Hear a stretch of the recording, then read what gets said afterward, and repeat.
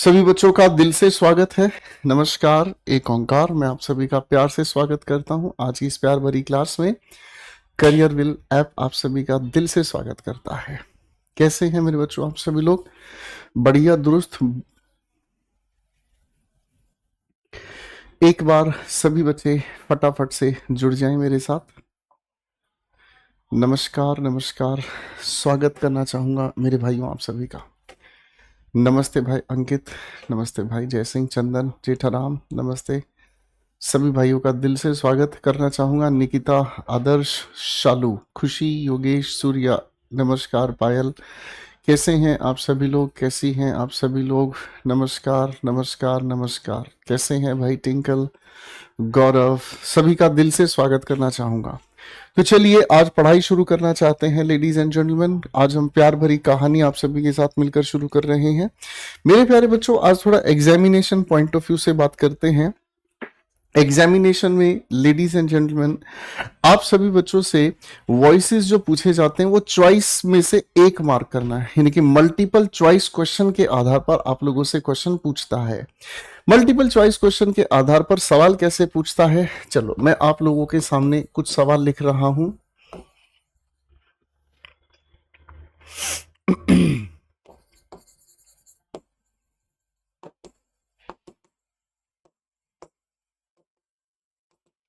ये एक क्वेश्चन आपके सामने लिखा है, मैं आप लोगों के सामने इसकी चॉइसेस लिख रहा हूं।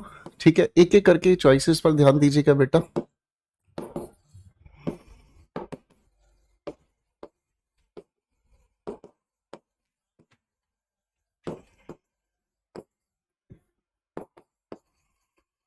क्वेश्चन जो आप सबके सामने लिख रहा हूं भाई, एक बार आप इनकी चॉइसेस में से मार्क कीजिएगा।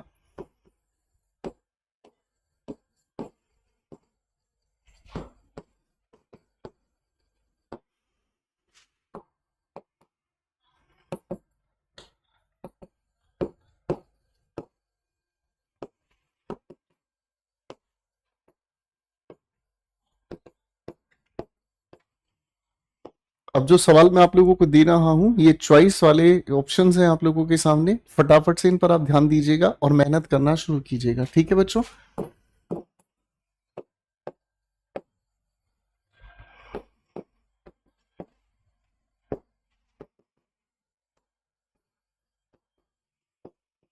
मेरे बच्चों, पहला सवाल आप सभी के सामने जो लिखा है, इस लिखे हुए सवाल की चार चॉइसेस आपके सामने मैंने रखी हैं।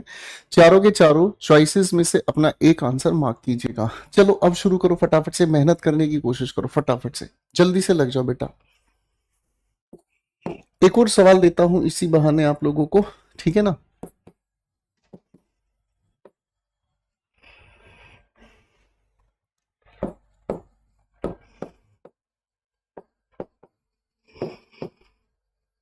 चलो मेरे भाइयों,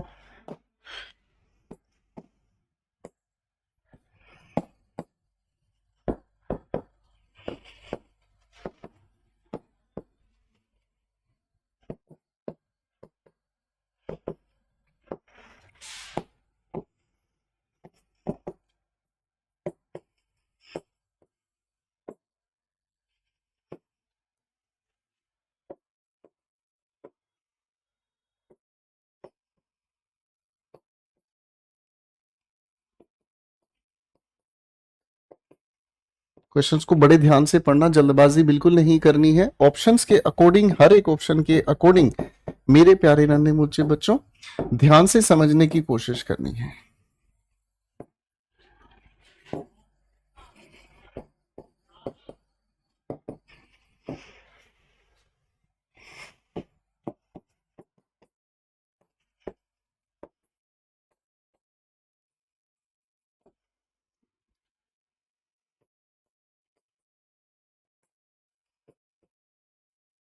चलो भाई, चार चॉइसेस आप सभी के सामने हैं, कोशिश कीजिएगा बेटा।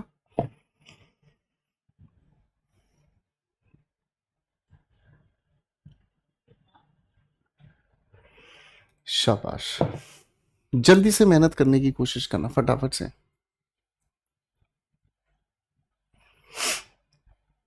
शाबाश, बहुत बढ़िया जी, बहुत ही बढ़िया। नाइस। चलो एक काम करता हूं, एक क्वेश्चन आपको इसी तरह से और देता हूं बेटा। एक क्वेश्चन आप लोगों के लिए इसी तरीके से और देता हूं, ठीक है ना।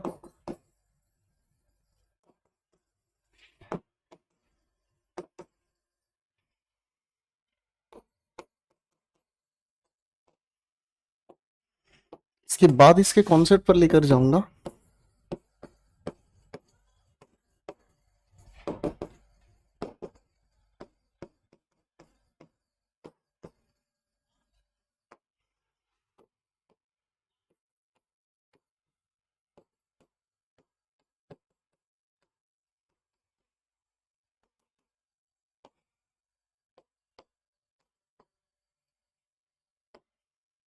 शाबाश, बहुत बढ़िया।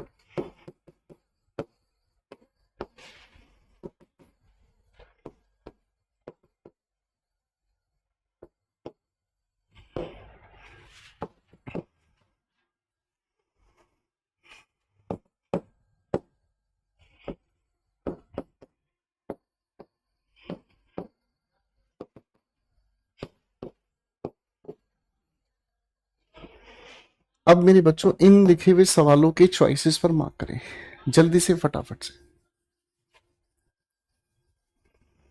शाबाश, बहुत बढ़िया, नाइस। अरे यार, very nice, very nice, very nice. मेरे प्यारे दोस्तों, आप जब इन सभी सवालों के चॉइसेस पर मार्क कर रहे हो तो आप लोगों के लिए ना ये सच में बहुत ही खूबसूरत सी कंफ्यूजन है। आप सभी के लिए मेरे बच्चों, इन सभी के सभी लिखे हुए सवालों की जो चॉइसेस हम लोगों ने रखी है, तो बेटा ये आपके लिए ना सच में एक बहुत ही खूबसूरत सी कंफ्यूजन है। कंफ्यूजन किस बात की है, मैं थोड़ा सा आप लोगों को समझाता हूँ। मेरे प्यारे दोस्तों, हम लोगों ने अभी तक एक प्यार भरी ये बात समझने का काम किया कि किसी भी लिखे हुए सेंटेंस में जब पैसिव हम बनाते हैं तो सब्जेक्ट होता है, वर्ब होता है और उसके बाद लिखा हुआ ऑब्जेक्ट होता है। ये बात हमें समझ में आ गई, बोलो हाँ। अब हमें मेरे बच्चों ये भी बात समझ में आई कि ये जो वर्ब हमारे सामने लिखी है, ये वर्ब अपने आप में ट्रांजिटिव वर्ब है। क्या है बेटा? ट्रांजिटिव वर्ब है। तभी हमारे सामने इसके बाद जो लिखा हुआ ऑब्जेक्ट है, हम उस ऑब्जेक्ट को पैसिव बनाने के लिए एलिजिबल मानते हैं। अब ये जो ऑब्जेक्ट है अपने आप में ये एक शब्द हो सकता है, अपने आप में ये एक फ्रेज हो सकता है, अपने आप में ये एक क्लॉज भी हो सकता है। ये भी बात अपनी जगह सही है, बोलो हाँ। करेक्ट है। यानी कि अब तक के हमने जितने भी लिखे हुए सेंटेंसेस के पैसिव बनाए ना, सभी के सभी लिखे हुए सेंटेंसेस के पैसिव बनाने के लिए मेरे बच्चों हम लोगों को एक ही ऑब्जेक्ट देखने को मिला, चाहे वो वर्ड था, चाहे फ्रेज है, चाहे वो क्या है, अपने आप में क्लॉज है। Got it? बोलो हाँ। एक ही। अब हमारे लिए समस्या पता है यहां पर क्या आ गई मेरे बच्चे? हमारे लिए समस्या यहां पर आ गई कि हमारे सामने तो यहां पर इस लिखी हुई ट्रांजिटिव वर्ब का जो ऑब्जेक्ट है, एक ये रहा और एक ऑब्जेक्ट ये रहा। हम तो फंस गए इस बात में, समझ रहे हैं? हमारे सामने इस किरण विल बाई, एक ऑब्जेक्ट हमारे सामने यहां है, एक ऑब्जेक्ट हमारे सामने यहां है। इस ऑब्जेक्ट की अरेंजमेंट को लेकर ही हमें फंसा दिया, ऑब्जेक्ट्स की अरेंजमेंट को लेकर ही हमारे सामने सवाल फंसा दिया। एक बार फिर से इस बात को समझने का काम करते हैं। एक ऑब्जेक्ट यहां है, एक ऑब्जेक्ट यहां है, हमारे सामने एक नहीं एक से ज्यादा ऑब्जेक्ट हो गए और इन ऑब्जेक्ट्स की अरेंजमेंट को लेकर ये चार चॉइसेस हमारे सामने हैं। क्या आप मेरी बात समझ पा रहे हैं? बोलो हाँ। समझ पा रहे हैं अच्छे से? हाँ कि ना? अब अगर ये वाली बात मेरे बच्चों आप लोगों को बहुत अच्छे से समझ में आई, तो मेरे बच्चों इन ऑब्जेक्ट्स की अरेंजमेंट को लेकर क्या उलझन है, इसको कैसे हम सुलझा सकते हैं? समझा दो बेटा, इजाजत है? हाँ कि ना? तो इसको उलझाने को जो भी हमें सुलझानी है ना, इसको सुलझाने का तरीका हम देखने की कोशिश करते हैं। बड़े ही प्यार से इस चीज को समझने की कोशिश करेंगे भाई, ठीक है ना?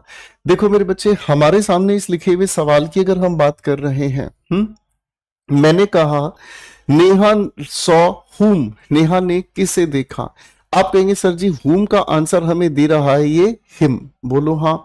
यानी कि ये इसी की वजह से ट्रांजिटिव वर्ब बन रही है। क्यों? इसके पास हुम का आंसर यहां पर इस ऑब्जेक्ट से मिल रहा है, ये ऑब्जेक्ट वन है। करेक्ट हो गई बातचीत? हाँ कि ना? अब अगर मैं इन द मार्केट की बात कर रहा हूं तो ये मुझे वेयर का आंसर दे रहा है और वेयर का आंसर देने वाला ये अपने आप में ऑब्जेक्ट टू है। क्या है ये? अपने आप में ऑब्जेक्ट टू है। हाँ कि नहीं? अब हम ये जानते हैं कि सर जो वेयर का आंसर दे रहा है ना, ये अपने में इंट्रांजिटिव वर्ब का आंसर हमें देगा। हाँ कि ना?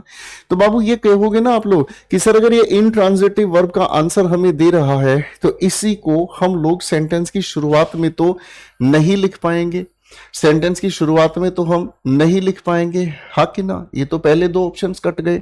अब इन दोनों में से कोई एक हमें देखना है, तो बेटा इन दोनों में से एक को हमें आंसर मार्क करने के लिए हमें एक टेक्निक बनाकर चलनी होगी। क्या टेक्निक बनाकर हम चलेंगे? बड़े प्यार से इस छोटी सी बात को समझिएगा। देखिए मेरे बच्चों, हमारे सामने लिखा हुआ सेंटेंस एक्टिव वॉइस में है, इसी को अगर हम पैसिव बनाएं तो क्या इसका तरीका हमें बनाकर चलना होगा, जरा ध्यान दीजिएगा। हमारे सामने लिखे हुए सेंटेंस में सब्जेक्ट, इसके बाद हमें देखने को मिलती है क्या चीज, कोई भी हेल्पिंग वर्ब और उसके बाद ट्रांजिटिव वर्ब। आगे देखा ऑब्जेक्ट वन, आगे देखा ऑब्जेक्ट टू। तो मेरे बच्चों पैसिव बनाने के लिए हम क्या करेंगे, जो भी इसके पास ऑब्जेक्ट वन लिखा है इसको हम लोग पैसिव की शुरुआत में लिखेंगे। ये अपनी तरफ से क्या हो गया बेटा, नॉन डूअर। पैसिव की शुरुआत में क्या लिख दिया हमने, नॉन डूअर। बात समझ आ रही है? ये पंटर लोग बात समझ आ रही कि नहीं आ रही, अपन को बता देना। नहीं समझ आ रही मैं अपन तेरे को ना घर से उठा लेगा, हाँ नहीं तो कोपचे में लगा, इसको लाल गाड़ी निकाल फटाफट, कोपचे में लगा, हाँ नहीं तो। ठीक है, तो अब इसके बाद आप क्या कहोगे बेटा, आप कहोगे सर हेल्पिंग वर्ब को हम चेंज कर देंगे, ये हम जानते ही हैं, है ना। ट्रांजिटिव वर्ब की थर्ड फॉर्म हम लगा देंगे, सर ये भी हम जानते हैं। तो ये जो ऑब्जेक्ट टू लिखा है ना, इसकी सबसे बेहतरीन अरेंजमेंट क्या है, थर्ड फॉर्म ऑफ वर्ब के बाद, और इसके बाद हम लगाने का काम करते हैं प्रेपोजिशन के बाद डूअर, जो कि दोनों आपस में मिलकर बन जाते हैं क्या, एजेंट बन जाते हैं। क्या बन जाते हैं, एजेंट बन जाते हैं। यहां तक की सेटिंग ओके होगी भाई, हाँ है ना। तो हम पैसिव बनाने के लिए जो ऑब्जेक्ट वन है उसको पहले उठाकर ला के रख देते हैं, जो ऑब्जेक्ट टू है उसको थर्ड फॉर्म ऑफ वर्ब के बाद रख देते हैं। Got it? हाँ कि ना? ये बात हमें समझ में आ गई, ठीक है ना। अब इस हिसाब से अगर हम समझने की कोशिश करें तो गुरुजी ये बात तो बिल्कुल फिट हो गई है। सर ऑब्जेक्ट वन से सेंटेंस की शुरुआत हम लोगों ने की, बोलो हाँ। ऑब्जेक्ट टू को हम लोगों ने थर्ड फॉर्म ऑफ वर्ब के बाद रख दिया, तो हमारा आंसर तो यही हो गया। अरे हाँ है ना। अब हमारे सामने आखिर सर जी ये समझ नहीं आया, ये हमारे सामने ऑब्जेक्ट वन शुरुआत में हमने रखा, ये थर्ड फॉर्म लिख दी है सर हेल्पिंग वर्ब के साथ, यहां एजेंट के बाद हम इसको क्यों नहीं लिख सकते, क्या कारण है, क्यों नहीं लिख सकते, क्या कारण है, सोचने की बात है। एक छोटा सा एग्जाम्पल आप सभी के सामने लिख रहा हूं, बड़े ध्यान से समझना, ठीक है ना।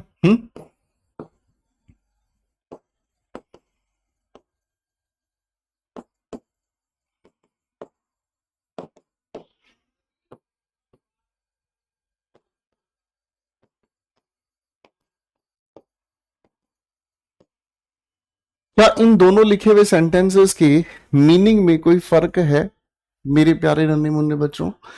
क्या इन दोनों लिखे हुए सेंटेंसेस के मीनिंग में आपके हिसाब से कोई फर्क है, जो इधर बाजू में अपन लिखा है तुम्हारे लिए बताने का बिडू? हम्म, देखो ध्यान से। Rahul on the roof saw Naina, Rahul saw Naina on the roof. ठीक है जी। मैं एक सिचुएशन आप सभी के सामने क्रिएट कर रहा हूं। ये एक रोड है, ऊंची है बिल्डिंग, लिफ्ट तेरी बंद है, कैसे मैं आऊं, दिल रजामंद है, आजा आजा आजा बैंड बाजा लेके आजा, तेरी याद सताए दूल्हे राजा अब तो आजा। बेटा इन दोनों सेंटेंसेस के मीनिंग का डिफरेंस फटाफट से बताओ। ऊंची है बिल्डिंग,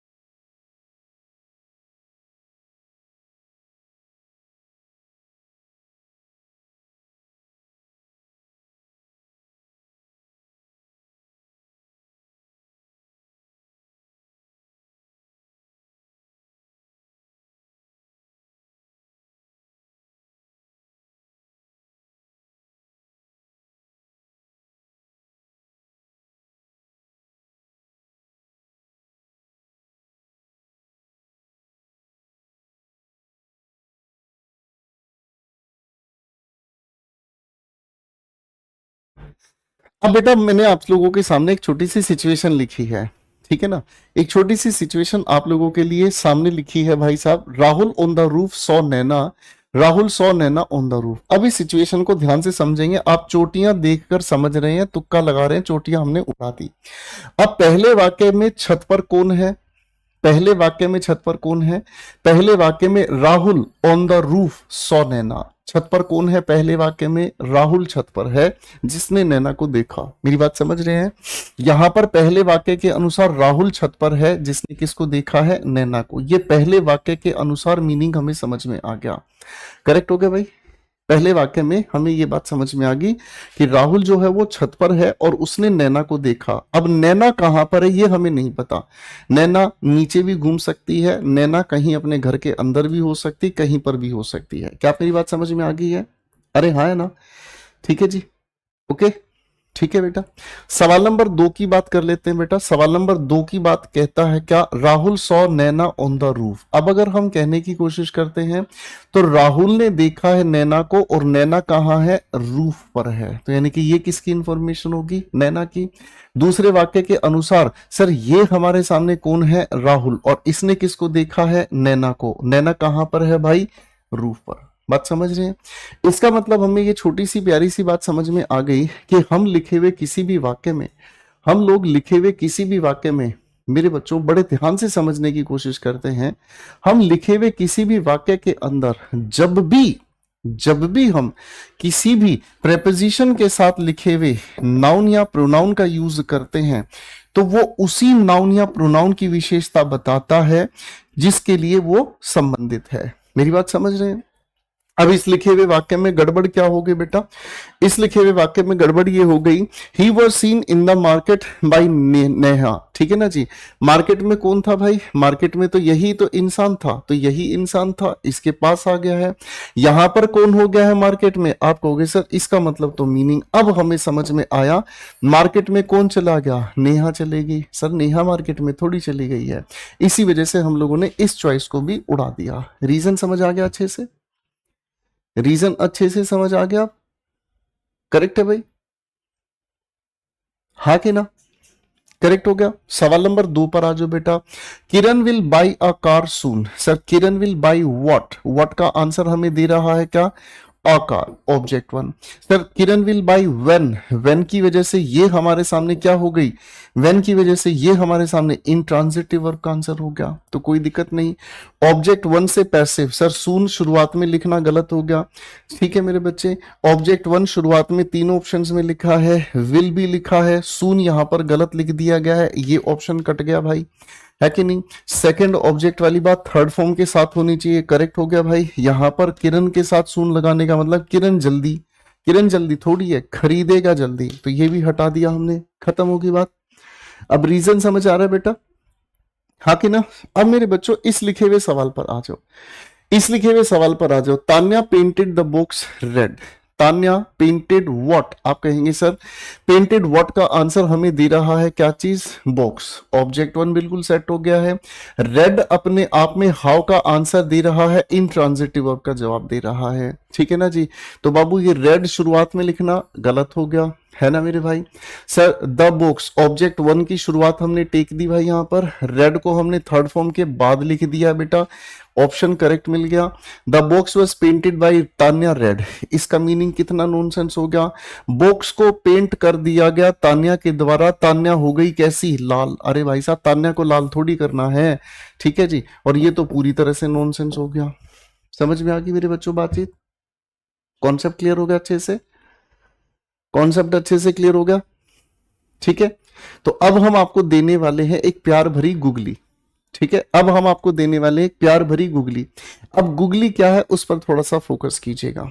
एक छोटी सी गुगली मैं आपको दे रहा हूं, ध्यान से समझने का काम कीजिएगा। मोनिका गिव तरुण अ पेन। इस लिखे हुए सेंटेंस का जरा पैसे बनाकर दिखाएं मेरे बच्चों। एक बार इस लिखे हुए सेंटेंस का जरा पैसे बनाकर दिखाएं।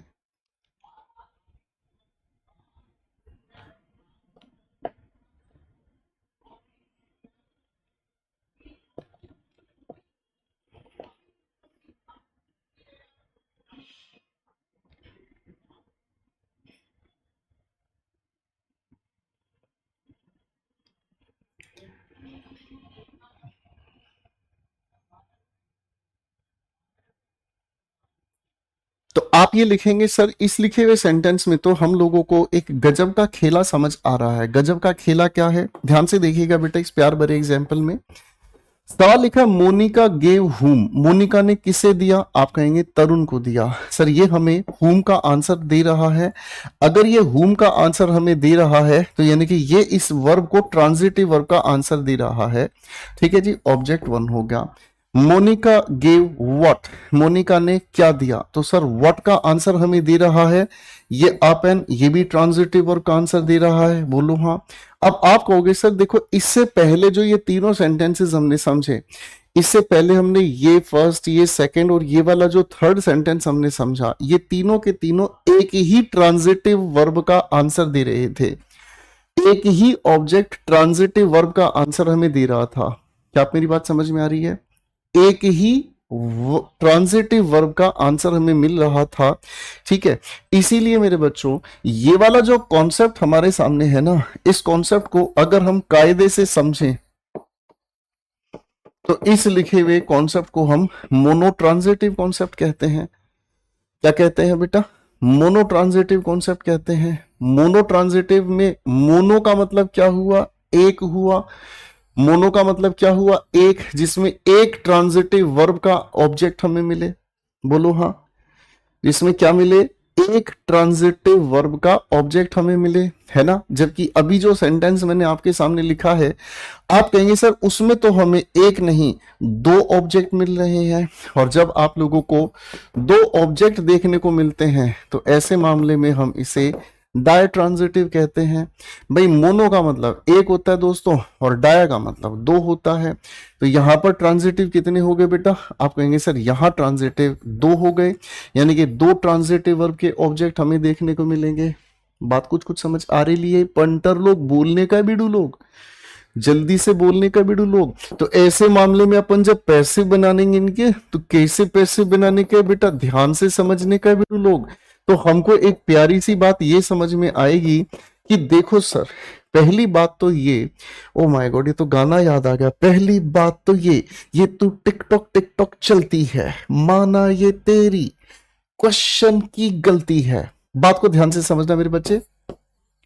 सेंटेंस की शुरुआत में सब्जेक्ट हमें देखने को मिला, हेल्पिंग वर्ब, इसके बाद ट्रांजिटिव वर्ब, इसके बाद ऑब्जेक्ट वन, इसके बाद ऑब्जेक्ट टू।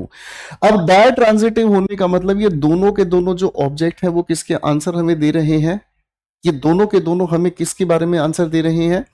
तो ये दोनों के दोनों हमें ट्रांजिटिव का आंसर दे रहे हैं। यहां ऊपर ये सिर्फ एक अकेला ट्रांजिटिव का आंसर दे रहा था, ये इनट्रांजिटिव का आंसर दे रहा था, बोलो हाँ। करेक्ट होगी बातचीत भाई? तो बाबू इसका पैसिव बनाने का, दोनों से ही पैसिव बनेगा भाई, कौन रोक सकता है इस बात को? मेरी बात समझ रहे हैं?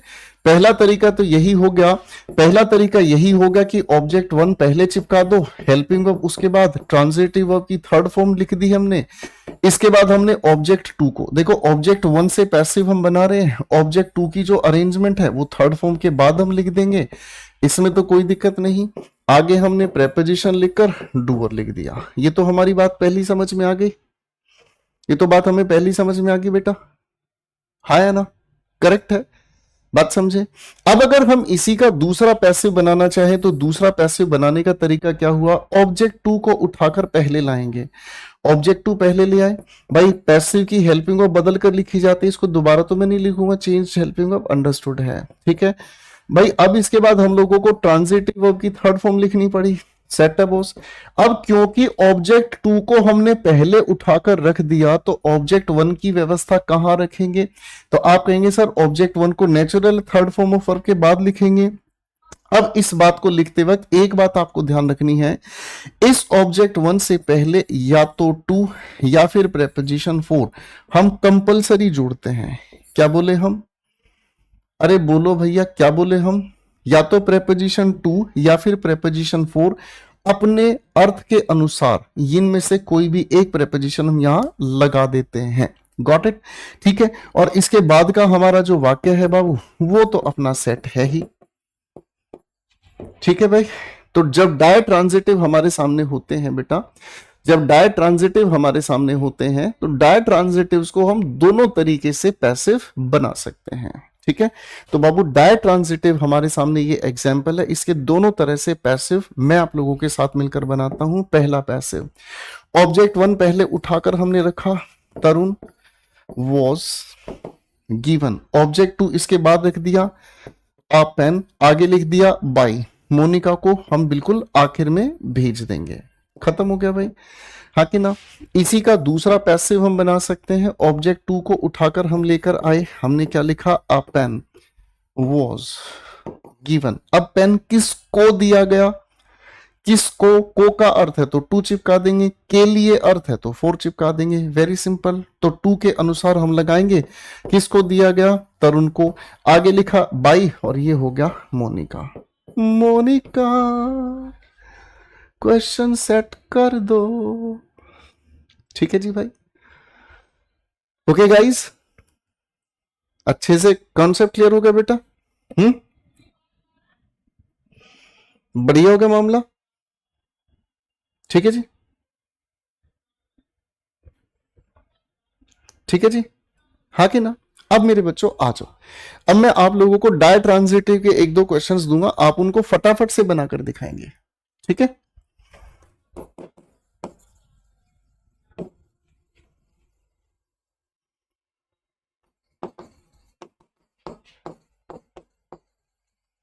बेटा फटाफट से पैसे बनाकर दिखाएंगे, चलिए थोड़ी सी मेहनत करके दिखाएंगे।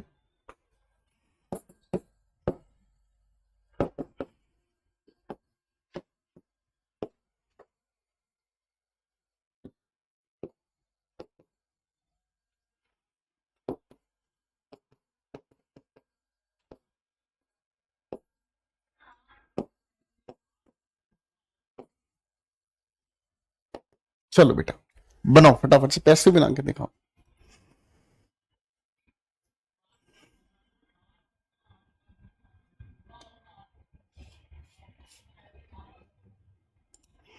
शाबाश, जल्दी से बनाइएगी फटाफट से।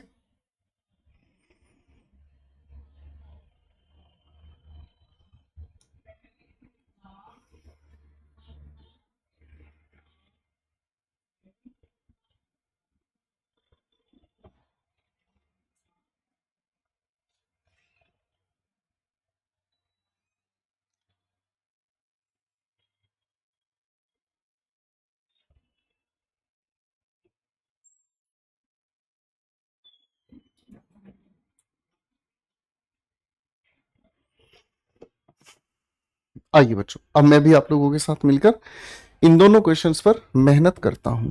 आ जाओ मेरे बच्चों। श्रीन ऑफर्ड हुम का आंसर दे रहा है, इंसान का नाम है तो हुम से मिलेगा, वस्तु का नाम है तो व्हाट से मिलेगा, ठीक है ना जी। तो ये हमारे सामने ट्रांजिटिव का आंसर है। श्रीन ऑफर्ड व्हाट, वस्तु का नाम आ गया तो व्हाट का आंसर मिलेगा, ये हमारे सामने ऑब्जेक्ट टू हो गया। दोनों तरीके से पैसे बना सकते हैं। पहले ऑब्जेक्ट से पैसे बनाया, Asif was offered a chair, आगे हमने लिखा बाई श्री, ठीक है जी, हाँ ना।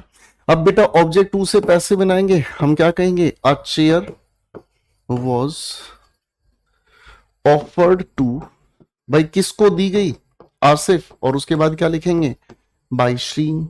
अगर को का अर्थ है तो टू लगा देंगे, के लिए का अर्थ है तो फोर लगा देंगे। बहुत ही प्यारा सा कॉन्सेप्ट है, बहुत ही सिंपल सा लॉजिक है ना। The gatekeeper has refused whom, किसको, इंसान का नाम हुम से आंसर मिलता है, ऑब्जेक्ट वन हो गया। The gatekeeper has refused what, sir वस्तु का नाम है, व्हाट से आंसर मिल जाएगा, ठीक है। यहां हमें रिसेंटली व्हेन का आंसर दे रहा है, किसका आंसर दे रहा है, व्हेन का आंसर दे रहा है।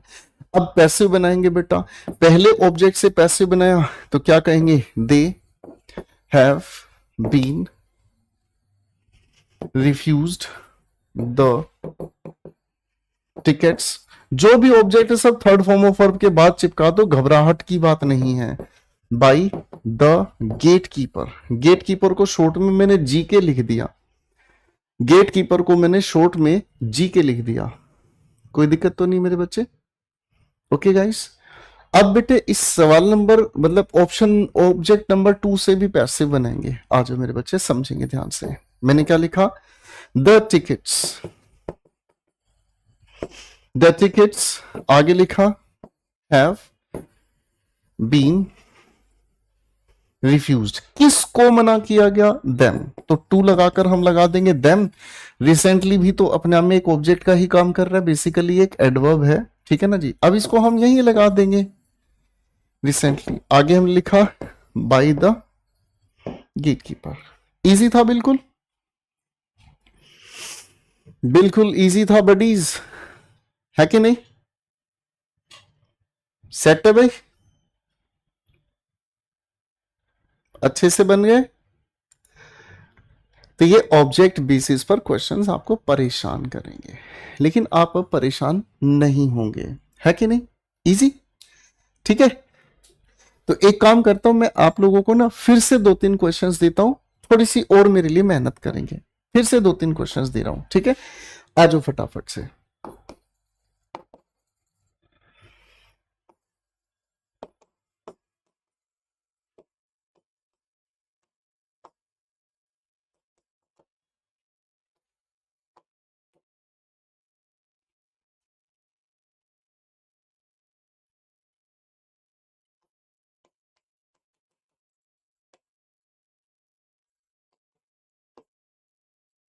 क्वेश्चंस में अगर गूगली ना हो तो मजा नहीं है ना जी? ओके, क्वेश्चन में अगर गूगली ना हो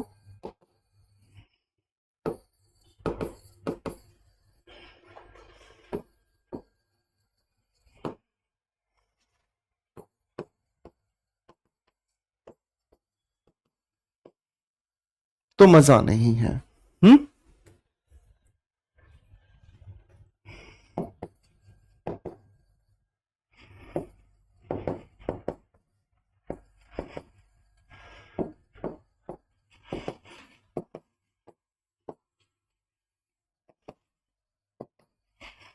जिन बच्चों ने ये 3 सवाल सही तरह से बना लिए उनकी किस्मत का सितारा चमकेगा, ठीक है ना जी। और मेरी तरफ से उनको मिलने वाली है, क्या मिलने वाली है? बताओ बताओ बताओ, क्या मिलने वाली है? हैं जी?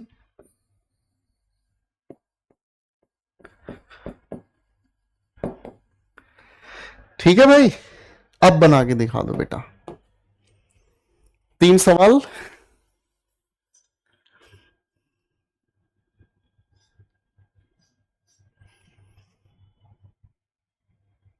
जल्दी से बना के दिखाई फटाफट से।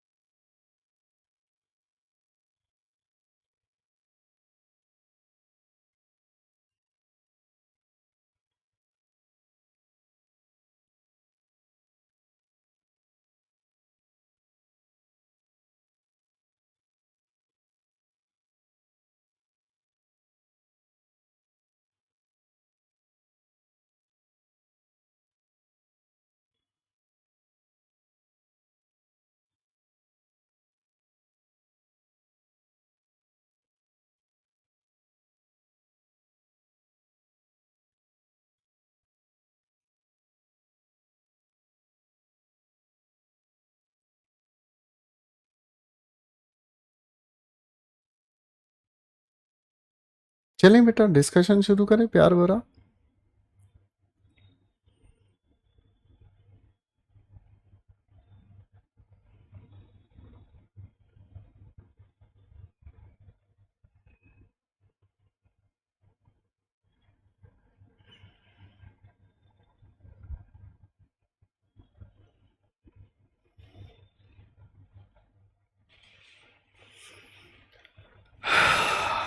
आइए मेरे बच्चों,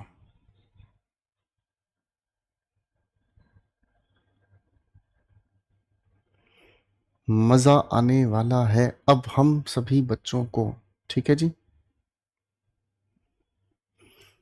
आ जाओ बेटा, देखो पहले सवाल को जल्दबाजी में आपने पढ़ा इसलिए गड़बड़ कर दी। पहले सवाल में लिखा our teacher made Manoj monitor yesterday, ठीक है ना जी, ध्यान से समझने की कोशिश करना। सर आर टीचर हमारे सेंटेंस का सब्जेक्ट है मेरे बच्चों, है ना। मेड अपने आप में ट्रांजिटिव वर्ब है। मनोज को सर आपने ध्यान से समझने का काम करना है। मनोज को यहां पर ट्रांजिटिव वर्ब का आंसर हमें दे रहा है, ये अपने आप में ऑब्जेक्ट है। किसे बनाया, आपने कहा मनोज। अब मैं अगर आपसे पूछूं, ध्यान से समझने का काम करना, मनोज और मॉनिटर दोनों है तो एक ही, मनोज और मॉनिटर दोनों है तो अपने आप में एक ही। मेरी बात समझ पा रहे हैं? मनोज और मॉनिटर, देखो एक बार इस बात को ध्यान से समझना, हमारे टीचर ने कल मनोज को हमारा मॉनिटर बना दिया, तो इसका मतलब, फिर से समझना इस बात को, हिंदी में समझा रहा हूं। हमारे टीचर ने कल मनोज को मॉनिटर बना दिया, तो जो मनोज है वही तो मॉनिटर है, और जो मॉनिटर है वही तो मनोज है, दोनों आपस में एक ही तो है। तो इसका मतलब ये कोई अलग ऑब्जेक्ट तो नहीं है। अरे हाँ, है ना। क्या आप मेरी बात समझ रहे हैं?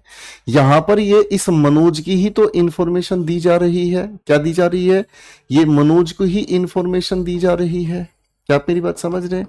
अब मनोज की ही अगर ये इंफॉर्मेशन दी जा रही है, तो इसका मतलब ये कोई अलग से ऑब्जेक्ट नहीं है, हकीकत में ये मनोज ही तो है। हमारे सामने ऑब्जेक्ट टू के नाम पर क्या हम रखेंगे? यस्टरडे, जो कि व्हेन का आंसर दे रहा है। कॉन्सेप्ट कुछ कुछ समझ में आया बेटा? कॉन्सेप्ट कुछ कुछ समझ में आया बेटा? तो बाबू अब इसका हम पैसिव बनाने की कोशिश करेंगे, तो कैसे बनाएंगे? मनोज वॉज मेड मॉनिटर, उसके बाद हम कहा लिखेंगे बेटा? यस्टरडे। वर्ब की थर्ड फॉर्म के बाद जितने भी ऑब्जेक्ट के नाम पर बचे हैं सब यहीं ठूसे जाएंगे, और बिल्कुल आखिर में आप एजेंट को लगाएंगे, ठीक है ना। एजेंट को बिल्कुल आखिर में क्यों रखा जाता है? क्योंकि पैसिव में आप चाहो तो इसे रखें, चाहे आप इसे हटा दें, इससे कोई फर्क नहीं पड़ता। ठीक है बेटा, इस बात से तो कोई भी फर्क नहीं पड़ता। यहां तक की बात क्लियर है बेटा? हाँ कि ना? अब सवाल नंबर 2 को ध्यान से देखना। सवाल नंबर 2 के अंदर कुछ नया है। किरण गिफ्टेड मनोज अ वॉच। अब मैं आपसे एक बात को ध्यान से सोचकर बताना, मैं आपसे अगर ये चीज पूछूं, क्या मनोज और वॉच दोनों एक ही है? यस या नो में आंसर दीजिएगा, बताइए। इसको ऑब्जेक्ट इक्विवेलेंट नहीं कहते बेटा, नहीं नहीं नहीं, नहीं। इसको ऑब्जेक्ट इक्विवेलेंट नहीं कहते। सब्जेक्ट के बाद, ट्रांजिटिव वर्ब के बाद हमें ऑब्जेक्ट देखने को मिलता है, और इसी ऑब्जेक्ट की इंफॉर्मेशन को पूरा करने वाला ऑब्जेक्ट कॉम्प्लीमेंट देखने को मिलता है। क्या देखने को मिलता है? Object complement. ये कौन है? मनोज की जानकारी दे रहा है, ऑब्जेक्ट की इंफॉर्मेशन पूरी कर रहा है, इसीलिए इसको ऑब्जेक्ट कॉम्प्लीमेंट के नाम से जानते हैं। अगर आप इसको ग्रामेटिकली समझेंगे, ठीक है बेटा, अगर आप इसको बिल्कुल ग्रामेटिकली समझेंगे तो उसे ऑब्जेक्ट कॉम्प्लीमेंट कहते हैं। अब मैंने आपसे ये पूछा, ध्यान से सोचकर बताना, किरण गिफ्टेड मनोज अ वॉच, क्या मनोज और अ वॉच दोनों एक ही है? या फिर मैं अगर कहूं कि क्या ये मनोज की इंफॉर्मेशन को पूरा कर रहा है? यस या नो में आंसर दीजिएगा। तो आप कहोगे नहीं सर ऐसा तो नहीं है। सर मनोज और वॉच दोनों एक ही थोड़ी हैं, ये मनोज की इंफॉर्मेशन थोड़ी पूरा कर रहा है, ये दोनों एक नहीं है। इसका मतलब क्या हो गया? इसका मतलब ये हमारे सामने क्या हो गई? डायरेक्ट ट्रांजिटिव वर्ब हो गई। सर किरण गिफ्टेड हुम का आंसर हमें कौन दे रहा है? इंसान का नाम है तो हुम का आंसर देगा, ऑब्जेक्ट 1 हो गया। किरण गिफ्टेड व्हाट, सर व्हाट का आंसर देने वाला ये हमें किसका आंसर दे रहा है? ऑब्जेक्ट 2 का आंसर हो गया। भाई व्हाट का आंसर वस्तु देती है। मैं अगर आपको कहूं किरण गिफ्टेड व्हेन का आंसर देने वाला ये इंट्रांजिटिव का आंसर हो गया हमारे सामने, कोई दिक्कत नहीं है। तो बेटा ये डाय ट्रांजिटिव हमारे सामने, तो डाय ट्रांजिटिव के अनुसार हम कहानी को समझने का काम करेंगे। ठीक है जी, ओके फाइन। अब बिल्कुल आराम से कॉन्सेप्ट लगाते हैं, इस पर दिमाग लगाते हैं। पहले ऑब्जेक्ट से पैसिव हम बनाने का काम करेंगे। क्या कहेंगे? Manoj was gifted a watch yesterday by Kiran. ठीक है भाई, हाँ कि ना? बिल्कुल आसान हो गया बेटा। अब इस अ वॉच से भी पैसिव बना सकते हैं। अ वॉच वॉज गिफ्टेड। अब किसको दी गई है वॉच? टू मनोज। आगे क्या लिखेंगे? यस्टरडे बाय किरण। खत्म होगी बातचीत भाई। ठीक है जी, हाँ कि ना? तो इसका मतलब अगर मैं आपको ये कहूं कि आप लोगों को ये जो 5 स्टार चॉकलेट है, आपको अगर मैं कहूं कि बेटा ये नहीं आपको मिलने वाली है, तो बुरा तो नहीं मानोगे? बोलो हाँ। तो ये तो हो गई बेइज्जती। हटाओ बे, अबे हटाओ बे, बेइज्जती हो गई। नहीं ना मिली ना, तो ध्यान नहीं दोगे तो नहीं ना मिलेगी भाई। अब इस सवाल को देखे तुम, इस सवाल को देखेगा तुम, ठीक है? अब हमारे सामने क्या लिखा हुआ है इस सवाल में? इस सवाल में क्या लिखा है बेटा? ध्यान से देखेंगे। Kiran gifted a watch. Kiran gifted what? What का आंसर हमें दे रहा है ऑब्जेक्ट, यहीं पर है। ठीक है। अब इस ऑब्जेक्ट से पहले ही इसने क्या लगा दिया है? टू लगा दिया है। ठीक है जी। और ये मुझे व्हेन का आंसर दे रहा है, तो ये तो पहले से ही बेचारा चुपचाप से ऑब्जेक्ट जाने के लिए तैयार बैठा है, तो फिर इसको काहे छेड़ना है? इसका पैसे बनाने के लिए एक ही तरीका हमारे पास है। क्या तरीका है? A watch was gifted to, इसका एक ही पैसे हम बनाएंगे बेटा, टू मनोज यस्टरडे बाई, और उसके बाद क्या लिखेंगे? किरण। इजी हो गया। अब बताओ बेटा कैसा फील कर रहे हैं? करेक्ट है भाई? ये भी बात अपनी जगह सेट हो गई भाई, हाँ कि ना? Easy guys. चलो, तो ये डाय ट्रांजिटिव इन ट्रांजिटिव को लेकर बहुत लंबी चौड़ी बातचीत थी जो हम लोगों ने आज निपटा दी है। ठीक है जी। अब मैं सोच रहा हूं कुछ जादू वादू कर दूं, है? कर दो भाई जादू। जादू है नशा है मदहोशियां, है भाई? आओ थोड़ा सा जादू वादू करके दिखाते हैं, कुछ अच्छी अच्छी बातें सिखाते हैं भाई। Magic, it's the time for magic. ठीक है जी, आगे ना? फाइन। आओ मेरे भाइयों, मजा लेते हैं कुछ मैजिक का। देखिए मेरे बच्चों, कभी कभी लिखे हुए सेंटेंसेस में, कभी कभी कुछ लिखे हुए सेंटेंसेस में हम लोगों को वाक्य के अंदर नॉट के साथ, क्या बोले हम? कभी कभी लिखे हुए वाक्य के अंदर नोट के साथ हम लोगों को एनी के साथ, कभी कभी वन, बड़ी, थिंग, या फिर किसी भी तरह का कोई भी नाउन देखने को मिलता है। ठीक है जी। यहां बुक्स का मतलब इनमें से कुछ भी देखने को मिलता है। ठीक है जी, है ना?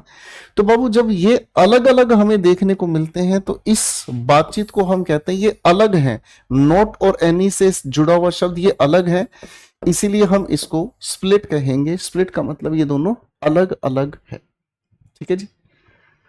इसलिए क्या है, दोनों अपने आप में बिल्कुल अलग अलग हमारे सामने है।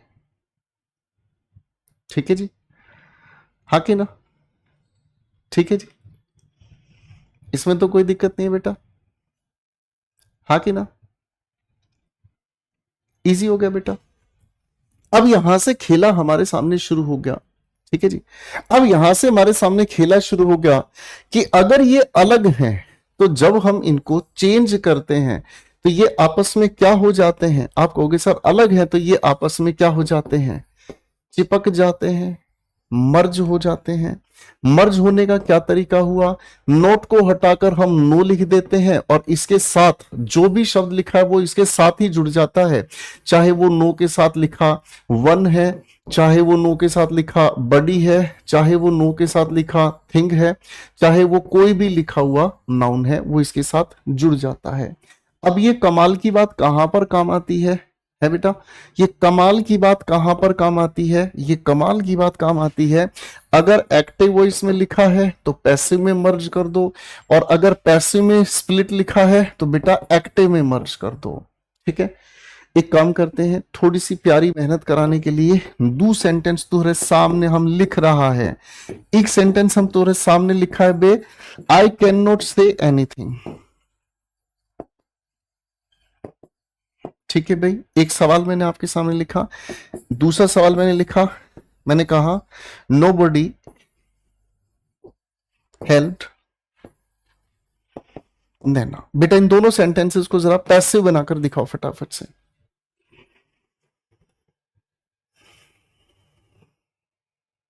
दोनों का जरा पैसिव बनाकर दिखा दो फटाफट से।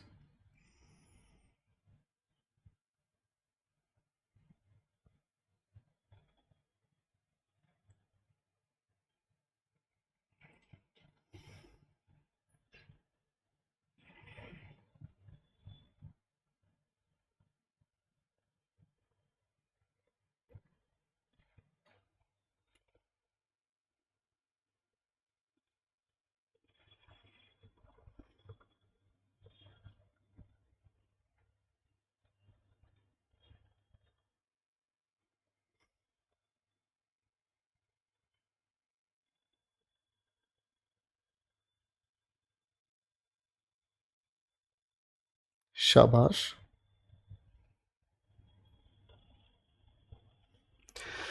आइए बच्चों, मैं आप लोगों के साथ मिलकर इनके आंसर्स लिखने का काम करता हूं। आई can not say anything, not और एनी आपस में स्प्लिट है। पैसे बनाने के लिए हम इनको मर्ज करेंगे, क्या कहेंगे? Nothing can be said by me. खत्म होगी बात। सवाल नंबर 2 की बात करते हैं। नो बॉडी मर्ज है, चिपके हुए हैं, स्प्लिट कर दो यार, क्या दिक्कत है? आपने लिखा Naina was not helped by, nobody का नोट निकाल दिया तो क्या बचा? एनीबडी। खत्म होगी बात भाई, इजी, ठीक है, ओके। तो इस तरीके के क्वेश्चंस हम लोगों को कई बार परेशान करते हैं। मर्ज और स्प्लिट का जो लॉजिक है कई बार परेशान करता है। चलो अब टेस्ट लेते हैं आप लोगों का। सारे बच्चे आ जाओ फटाफट से। अब आपको 5 स्टार चॉकलेट तो नहीं मिली, कोई बात नहीं, चलो।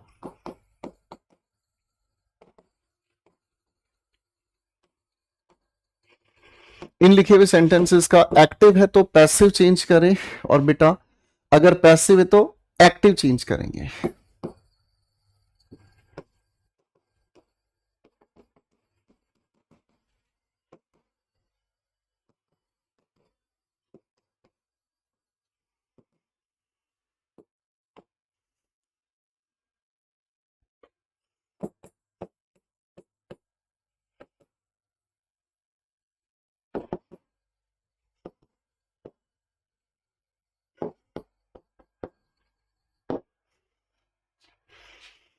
बिल्कुल आराम से संभल के बनाना, कोई जल्दबाजी नहीं, कोई घबराहट नहीं, ठीक है।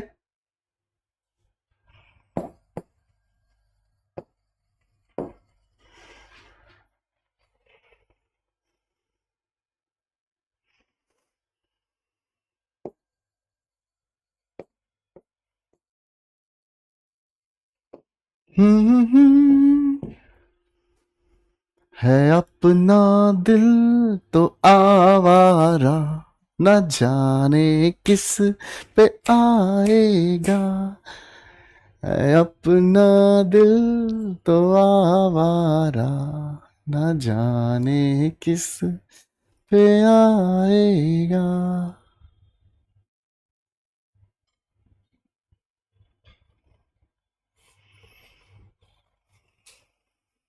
शाबाश, बहुत अच्छी कोशिश। पहला सेंटेंस बच्चों पैसिव में लिखा है, एक्टिव बनाने के लिए हमें एजेंट को एज्यूम करना पड़ेगा। Nothing could be done. मान लीजिए पैसिव होने की वजह से हमने यहां इसके लिए एजेंट लिख दिया बाय अस। एक्टिव बनाना होगा, एक्टिव बनाने के लिए क्या लिखेंगे? We could. नथिंग मर्ज है, नॉट अलग कर दिया, वी कुड नॉट, और उसके बाद क्या लिखेंगे? Do anything. मर्ज है, स्प्लिट कर दो, स्प्लिट है, मर्ज कर दो, ठीक है भाई। Easy guys, easy guys. Question number 2 को देखो। Shreya did not invite, sorry sorry sorry, यहां इनवाइटेड गलत लिख दिया भाई मैंने, माफ करना मेरे भाई, ठीक है, ठीक है भाई। Shreya did not invite them to the party, कोई दिक्कत नहीं है, नॉट, ठीक है जी। और यहां लिखा है देम, अगर एनी लिखा होता तो हम चिपकाते, बात समझ रहे हैं? अगर एनी लिखा होता, चलो एक काम करते हैं, थोड़े सवाल में ना फेरबदल कर लेते हैं, इजी हो जाएगा।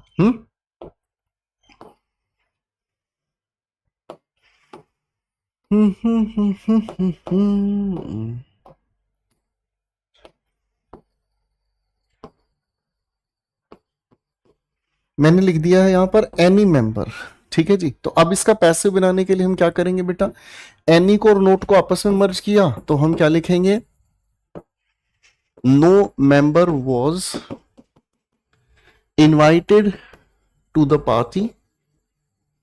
आगे हमने क्या लिखा, बाय श्रेया। बहुत आसान था, ठीक है जी, बहुत आसान था बेटा, कोई दिक्कत तो नहीं रही अब, है कि नहीं? आप यहां पर डूअर के नाम पर मी लिख दोगे तो यहां आई हो जाएगा, हिम लिख दोगे हिल। डूअर को एज्यूम करना है, कोई भी डूअर हो सकता है, तो इसमें कोई लड़ाई की बात नहीं है कि सर क्या यही लिखा जा सकता है, डूअर कोई भी एज्यूम किया जा सकता है। Nobody thought that he would succeed। सवाल को ध्यान से समझेंगे बेटा, हम लोगों ने पिछली क्लासेस में इस कॉन्सेप्ट पर मेहनत की है। क्या है भाई, nobody thought what, what का आंसर क्लॉज बेस्ड है, तो क्लॉज बेस्ड का पैसिव बनाने के लिए इट हमने लगाया, थॉट के लिए हमने लगाया was not thought। अब मैं अगर आपसे पूछूं ये नॉट कहां से आया, आप कहोगे सर nobody को स्प्लिट करके नॉट निकाल दिया, ठीक है जी। अब मैं इसके बाद लिखने का काम करता हूं बाई, तो आप कहोगे सर नॉट निकल ही चुका है, तो एनीबॉडी इसके बाद लिख देंगे।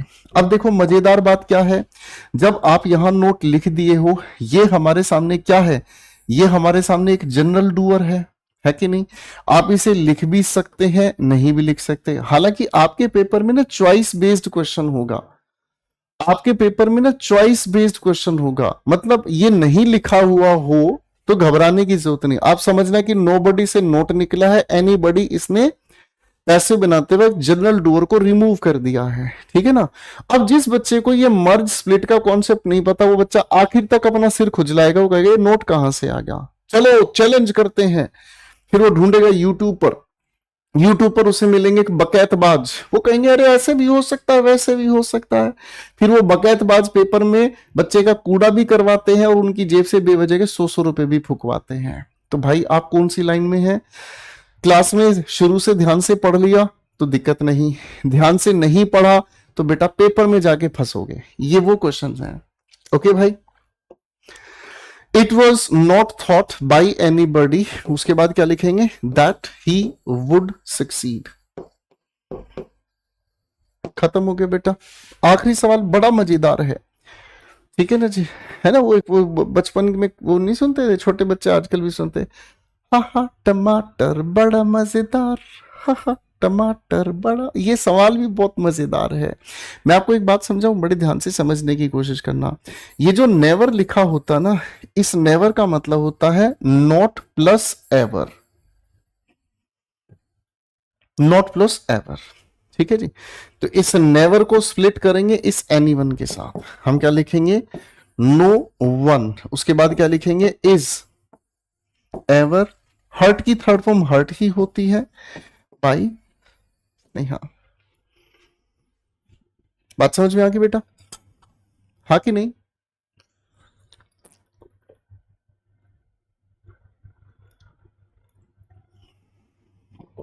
ये वाली बात समझ में आ गई बेटा, करेक्ट है भाई? आओ मेरे बच्चों, तो यहां तक हम लोगों ने एजर्टिव सेंटेंसेस को कंप्लीट किया है आज। एजर्टिव सेंटेंसेस की सारे कॉन्सेप्ट्स हम लोगों ने अच्छे से रिवाइज किए। अब मैं आप लोगों का नेक्स्ट टाइप ऑफ सेंटेंस पर मेहनत करने वाला हूं, इसे हम कहते हैं इंटेरोगेटिव सेंटेंस। इसे हम क्या कहते हैं बेटा, interrogative sentence.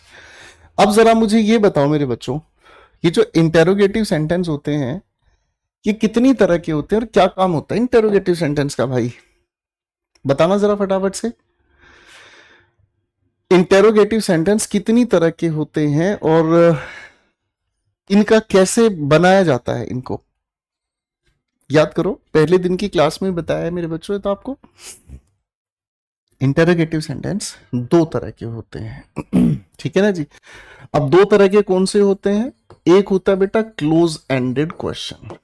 Close ended question की खास पहचान क्या होती है बेटा? इसकी शुरुआत में हम हेल्पिंग वर्ब, इसके बाद हम लिखते हैं सब्जेक्ट, इसके बाद हम लिखते हैं मेन वर्ब, और उसके बाद हम लिखने का काम करते हैं ऑब्जेक्ट। करेक्ट हो गया? इसका आंसर हमें या तो यस या फिर नो में मिलता है। याद है बेटा? या तो यस या फिर नो में मिलता है। करेक्ट हो गई बातचीत बेटा? हाँ कि ना? ओके, सभी को याद है। अब बेटा इसका जब हम पैसे बनाएंगे, चलो तो पैसे बनाने वाली बात पर भी तो आपको ले चलते हैं।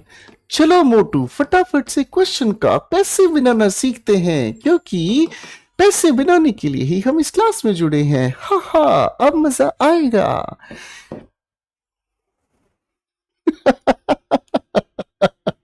तो मेरे बच्चों, पैसे बनाने के लिए आप क्या करने वाले हैं? सबसे पहले देखो, क्योंकि क्लोज एंडेड की पहचान क्या है? हेल्पिंग वर्ब शुरुआत में चाहिए।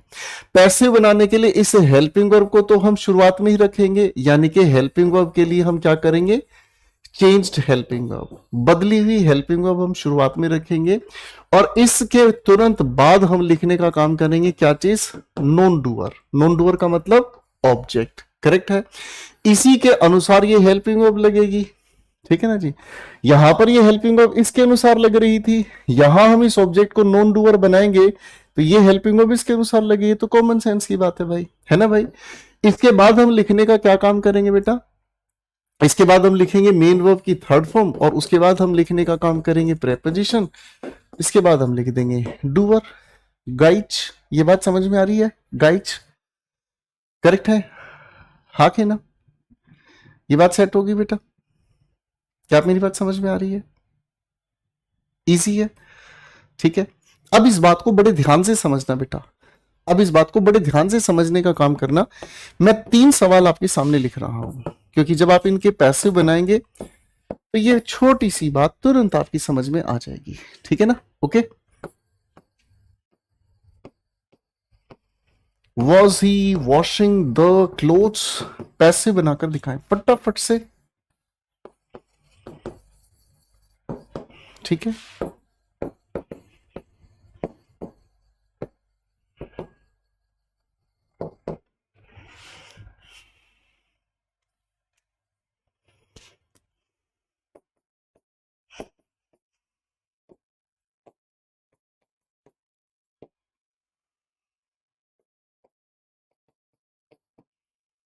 चलो मेरे भाइयों, तीनों के जरा फटाफट से पैसे बनाकर दिखाएं। चलिए मेरे बच्चों, फटाफट से पैसे बनाकर दिखाएं।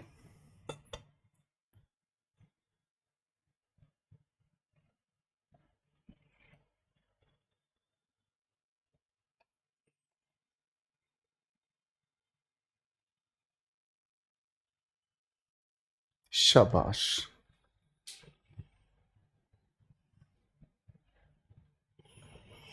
तो इसका पैसिव तीनों का बनाना बहुत ही प्यारा हो गया है। सबसे पहले हम लोगों ने यहां वॉज की जगह हेल्पिंग वर्ब लिखनी है, लेकिन किसके अनुसार? यहां लिखा है the clothes.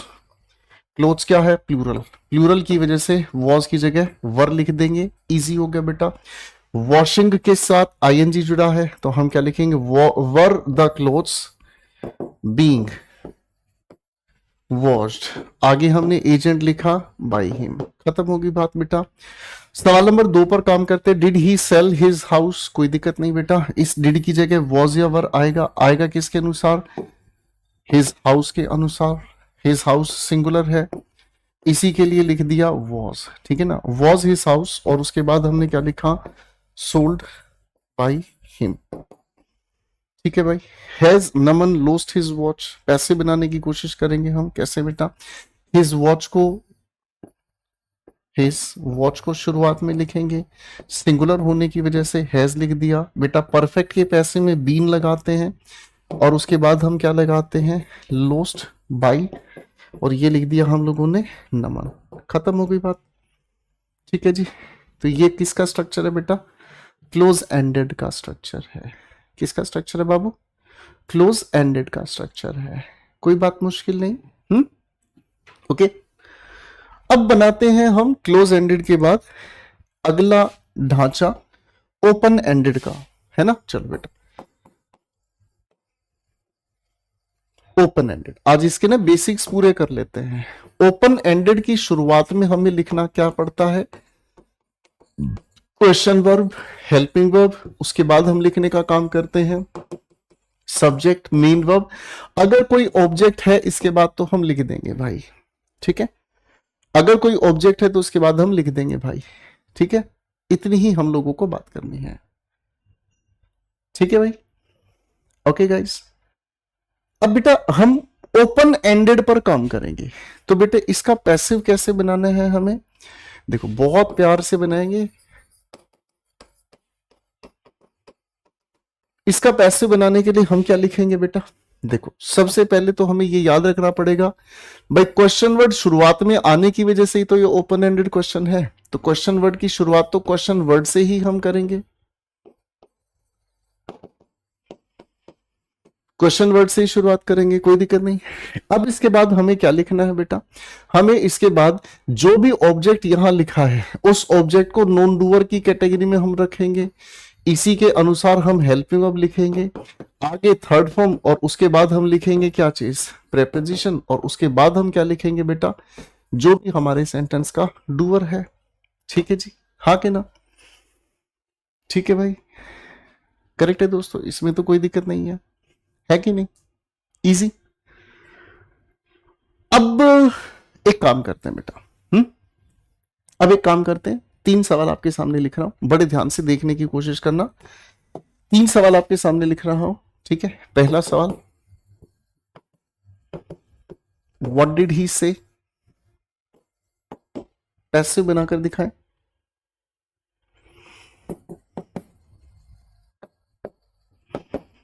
When will he start the class? ठीक है।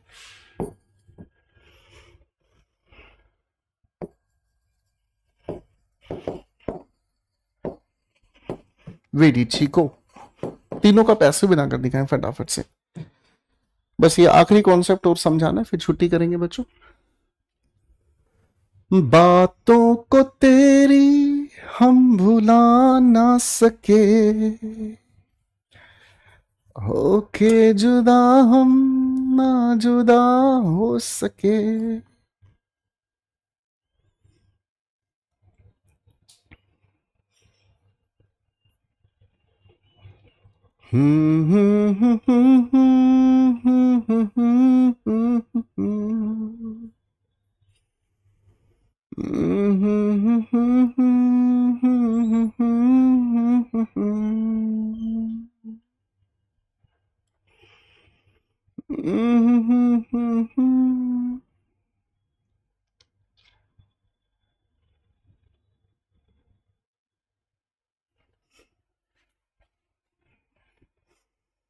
जल्दी से बनाओ बेटा फटाफट से।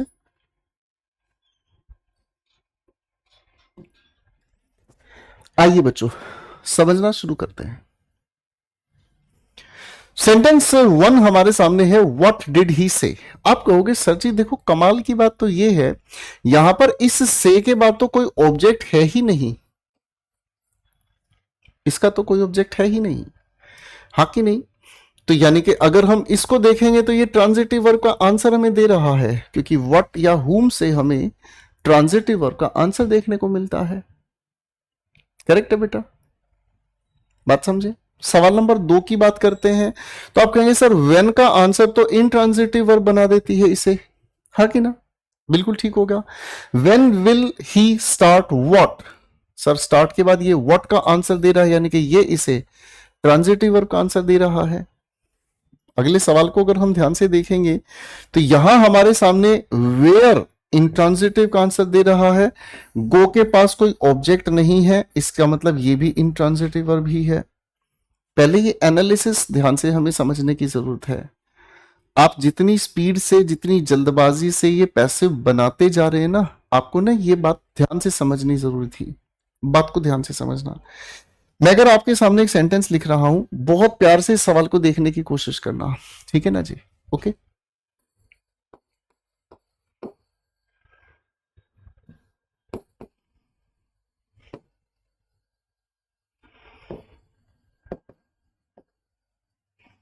बाबू एक बार इस लिखे हुए सेंटेंस का पैसिव बनाएंगे, एक बार इस लिखे हुए सेंटेंस का पैसिव बनाएंगे। हो सकता है आप में से कुछ बच्चे अभी भी मेरी बात को समझ नहीं पा रहे हैं, ठीक है जी।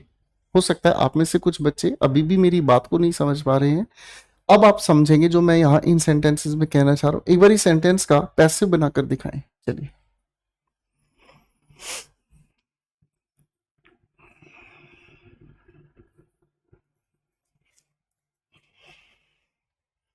आप जब इस लिखे हुए सेंटेंस का पैसिव बना रहे थे तो आप लोगों ने इस बात को ध्यान से ऑब्जर्व किया, मोनू कॉल्ड हुम। सर ये हमें दे रहा है आंसर किस बात का, ये हमें आंसर दे रहा है हुम का। इस हुम की वजह से ही ये जो वर्ब है वो ट्रांजिटिव वर्ब हमें बनती नजर आई, ठीक है भाई।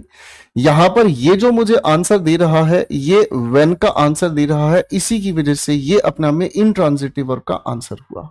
करेक्ट है।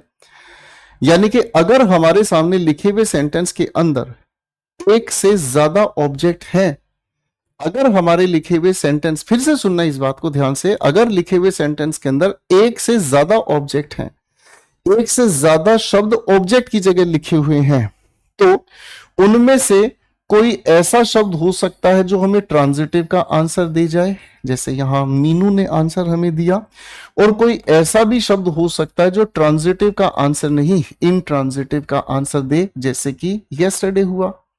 क्या आप मेरी बात समझ पा रहे हैं, हाँ कि ना। अब हमें ऑब्जेक्ट की जगह, हमें ऑब्जेक्ट की जगह क्या चाहिए, कोई भी ऐसा शब्द जो ट्रांजिटिव का आंसर दे दे। इसी की वजह से हमने इसका आंसर बना दिया और क्या कहा, Meenu was called yesterday by, और उसके बाद क्या लिख दिया भाई, मोनू। ठीक है भाई। अब मेरे बच्चों यही चीज मैं आपको समझाना चाह रहा था कि कभी कभी किसी भी लिखे हुए सेंटेंस में, कभी कभी किसी भी लिखे हुए सेंटेंस में, बहुत ध्यान से समझो, आराम से समझो, किसी भी लिखे हुए सेंटेंस में सब्जेक्ट के बाद ट्रांजिटिव वर्ब, ये एक ऐसा ऑब्जेक्ट होगा हमारे सामने जो ट्रांजिटिव वर्ब का आंसर देगा, ठीक है ना। और एक हम लोगों को आंसर देखने को मिल सकता है ऐसा ऑब्जेक्ट जो कि इनट्रांजिटिव वर्ब का आंसर हमें देगा। बात समझ रहे हैं। तो इसका मतलब हमें क्या समझ में आ रही है, इसका मतलब हमें समझ में आ रहा है पैसिव बनाने के लिए हमें क्या चीज की जरूरत है मिनिमम, या तो ये ऑब्जेक्ट ट्रांजिटिव का आंसर दे, या फिर ये जो लिखा हुआ दूसरा शब्द है ये ट्रांजिटिव का आंसर दे। कुल मिलाकर इस सारी की सारी बात का निचोड़ हमें क्या समझ में आया, इस सारी की सारी बात का कंक्लूजन, निचोड़ हमें समझ में आया कि अगर किसी भी लिखे हुए सेंटेंस के अंदर, अगर किसी भी लिखे हुए सेंटेंस के अंदर जो कि इंटेरोगेटिव है, या तो क्वेश्चन वर्ड खुद में ही ट्रांजिटिव वर्ब का आंसर दे, क्या बोले हम, या तो क्वेश्चन वर्ड ट्रांजिटिव वर्ब का आंसर दे, या फिर मेरे बच्चों लिखे हुए सेंटेंस के अंदर जो ऑब्जेक्ट होता है ना, लिखे हुए सेंटेंस के अंदर जो ऑब्जेक्ट है, मैंने क्या बोला, लिखे हुए सेंटेंस के अंदर जो ऑब्जेक्ट है वो हमें ट्रांजिटिव वर्ब का आंसर दे। बात समझ रहे, हाँ कि नहीं। एक बार इस बात को चेकलिस्ट में लेकर चलते हैं, या तो क्वेश्चन वर्ड ट्रांजिटिव का आंसर दे तो ट्रांजिटिव वर्ब बिना ऑब्जेक्ट के चल जाएगी। अगर हमारा क्वेश्चन वर्ड ट्रांजिटिव वर्ब का आंसर नहीं दे रहा तो हमें यहां पर वर्ब के बाद कंपलसरी ऑब्जेक्ट चाहिए। बात समझ में आ गई, हाँ कि नहीं। इन दोनों की दोनों संभावनाओं में हम पैसिव बना देंगे, लेकिन अगर ना तो क्वेश्चन वर्ड ट्रांजिटिव है और ना ही ऑब्जेक्ट के ट्रांजिटिव वर्ब के बाद ऑब्जेक्ट है, तो ऐसे मामले में हम पैसिव नहीं बना पाएंगे। ये बात यहां पर वैलिड अब समझ आएगी। इस लिखे हुए सेंटेंस के अंदर हमारे पास क्वेश्चन वर्ड ट्रांजिटिव का आंसर दे रहा था, इस लिखी हुई वर्ब के बाद ऑब्जेक्ट नहीं, ये अपने आप में इंट्रांजिटिव कैटेगरी में चला गया, हाँ कि नहीं। तो इसका मतलब क्या हुआ, अगर इसके पास कोई भी ऑब्जेक्ट नहीं है लेकिन दोनों में से एक कंडीशन पूरी हो, या तो इसके पास ऑब्जेक्ट हो या क्वेश्चन वर्ड ट्रांजिटिव का आंसर हो, दोनों में से एक कंडीशन पूरी हो रही है तो पैसिव हम बना देंगे। और हमने पैसिव क्या बनाया, व्हाट वाज, उसके बाद क्या लिखा, सेड, क्योंकि ये अपने आप में डूअर है तो डूअर को क्या लिखेंगे, बाय हिम। दोनों में से कोई एक कंडीशन हमें चाहिए, या तो क्वेश्चन वर्ड ट्रांजिटिव का आंसर हमें दे, या फिर लिखी हुई वर्ब का जो ऑब्जेक्ट है वो हमें आंसर दे। यहां पर ये जो क्वेश्चन वर्ड है इंट्रांजिटिव है, ठीक है जी। When will he start the class, when will he start what, यानी कि यहां इस लिखी हुई स्टार्ट का ट्रांजिटिव वर्ब से आंसर मिल रहा है। कैसे बना देंगे भाई? When will the class be started by him, ठीक है। अब एक बार फटाफट से मुझे बताओ सवाल नंबर 3 का पैसिव क्या होगा? सवाल नंबर 3 का पैसिव क्या होगा?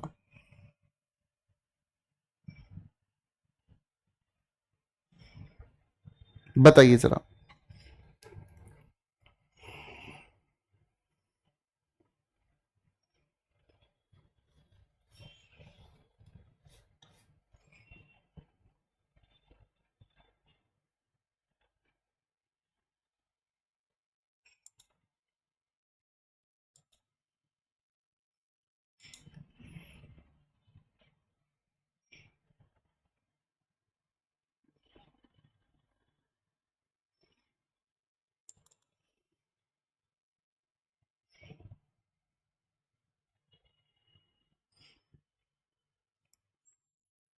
शाबाश, बहुत ही अच्छी कोशिश है आप लोगों की। तो आप कहेंगे सर इसका पैसिव हम नहीं बना पाएंगे, क्यों नहीं बना पाएंगे सर? अब हमें बात समझ में आई, ये जो इतनी लंबी कहानी आपने गाई सर, ये वेयर अपने आप में इंट्रांजिटिव है ना जी, तो इसकी वजह से पैसिव नहीं बनेगा। यहां इस लिखी हुई गो के बाद ऑब्जेक्ट नहीं, यानी कि ये भी अपने आप में इंट्रांजिटिव वर्ब है, ऑब्जेक्ट नहीं है, इसीलिए इसका हम पैसिव नहीं बना पाएंगे। या तो क्वेश्चन वर्ड ट्रांजिटिव का आंसर दे, या वर्ब के बाद ट्रांजिटिव वर्ब वाला ऑब्जेक्ट हमें मिले, दोनों में से एक कंडीशन पूरी होगी पैसिव बना देंगे।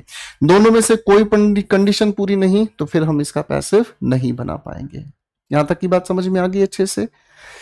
चलो मेरे भाइयों, पहले एक काम करो, यहां तक की बातों पर थोड़ी सी घर पर मेहनत कीजिएगा, ठीक है ना। आज थोड़ा सा ज्यादा ही मजा आएगा, ठीक है ना, घर रिवीजन करोगे जब, ठीक है ना, आज कुछ ज्यादा ही मजा आएगा बेटा घर पर जब इन सारी चीजों को रिवाइज करोगे, ठीक है मेरे बच्चों। तो पहले एक बार सारे बच्चे फटाफट से अपने नोट्स देख लेंगे, आज आप लोगों ने क्या क्या पढ़ा है, क्या क्या आप लोगों को घर पर लिखना है। भाई रिवीजन करे बगैर मत आना बेटा अगली क्लास में, ठीक है। अगर कोई क्लास मिस हो जाती है आप लोगों की, अपनी पिछली क्लासेस को पूरा करो, ठीक है ना। इस बात में कोई बड़ाई नहीं है कि आप आके लाइव क्लास में मेरे को पूछें कि सर मेरी पिछली क्लास रह गई क्या करूं। बाबू अपनी पिछली क्लासेस को पूरा करो, समझदार इंसान यही कहता है, ठीक है। तो जो हमारी अगली क्लास होगी उसमें इंटेरोगेटिव्स को बिल्कुल गहराई पर लेकर जाएंगे, ठीक है ना। Okay guys, okay guys. तो गाइज आज के लिए इतनी ही बात हम करेंगे, ठीक है। Thank you so much, bye everyone. खुश रहना, मस्त रहना, टेंशन फ्री रहना। ओके बच्चों, बाय एवरीवन।